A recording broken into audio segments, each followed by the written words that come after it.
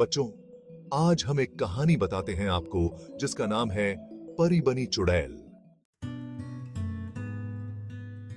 बादलों के बीचों बीच एक परीलोक था। वहां कई परियां एक साथ रहती थीं। सभी परियां बहुत ही खूबसूरत थीं। उनमें से एक परी थी जिसका नाम करिश्मा था।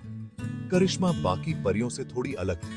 वो खूबसूरत तो थी ही, पर उसकी आंखें दूसरी परियों से बिल्कुल अलग और सुंदर थीं। उसकी आंखें बड़ी-बड़ी और बिल्ली की तरह भूरी थीं।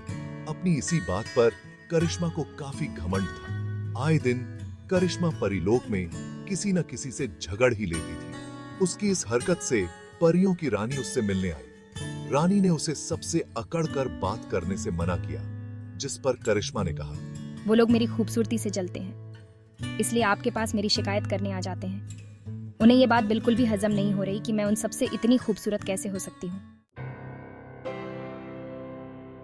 रानी ने करिश्मा को अपनी अकड़ को ठीक करने के लिए समझाया और उसे बात समझाकर वहां से चली गई।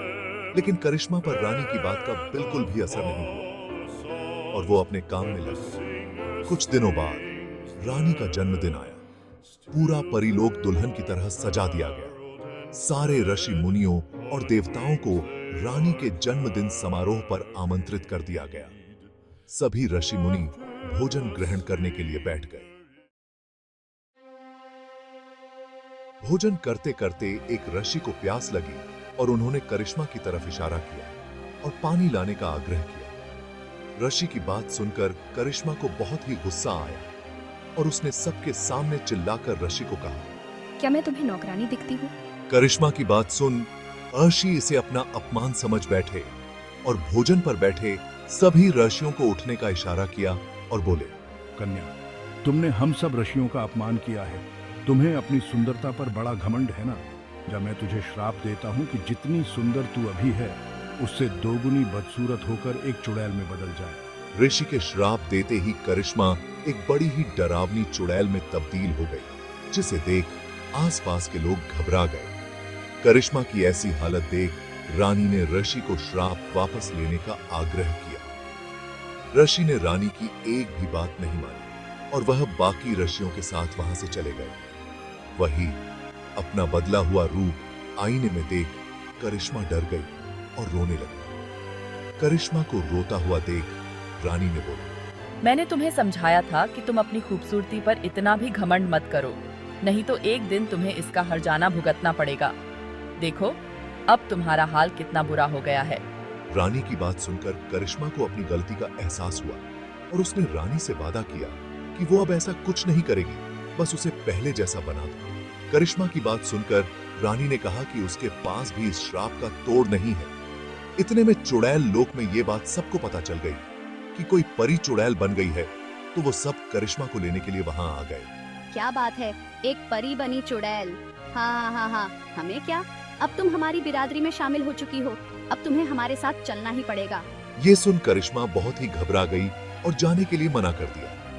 तभी रानी ने करिश्मा से कहा, तुम्हें जाना ही पड़ेगा।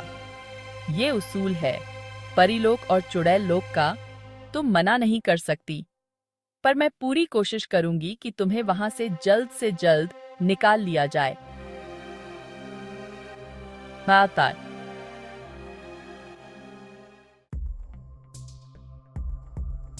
ना चाहते हुए भी मुझे चुड़ैलों के साथ जाना ही पड़ा। जब मैं चुड़ैल लोक पहुंची तो वहां का नजारा देखकर डर गई। वहां काफी गदंगी थी और हर जगह जानवरों के मांस के टुकड़े पड़े थे। ये देख करिश्मा रोने लगती है, जिस पर चुड़ैल उसे चुप रहने के लिए बोलती है। अब तुम कभी भी परीलोक नहीं पहुंच पाओगी। ये सुन करिश्मा डर गई और पूरी रात बस रोती ही रही। अगली रात होते ही सारी चुड़ैलें अपने अपने शिकार को तलाशने निकल गईं और उन्होंने करिश्मा को भी आने के लिए बोला, लेकिन करिश्मा ने उनके साथ जाने से साफ मना कर दिया।